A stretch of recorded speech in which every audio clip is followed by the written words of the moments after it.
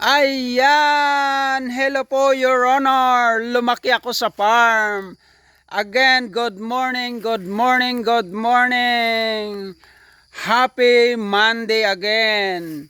Ngayon, meron na naman akong ipapasilip sa inyo. Tara, samahan nyo ako. Ayan po, ayan po. Ito po yung aking saging na saba na mulaklak na po. Ito pong saba na ito ay typhoon fruit po ito. Mababa lang po siya, dwarf po yan siya. Tingnan nyo po oh. Mas mataas pa ako sa kanya oh. Ayan, ayan, ayan, ayan, ayan oh. Ayan, ayan ang kanyang dulo. Ayan, galing po yan siya ng Compostela Valley. Saba po yan ang variety. Tingnan nyo po. Ang lalaki ng bulaklak. Tingnan nyo po. Ayan, saba. Dito lang po yan matatagpuan sa akin. Marami po yan. Magkasunod-sunod po yan sila. Ayan po.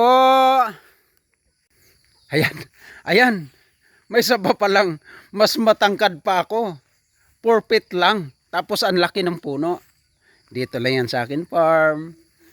Ayan, abangan. Meron pa akong i-introduce sa inyo. Bye-bye.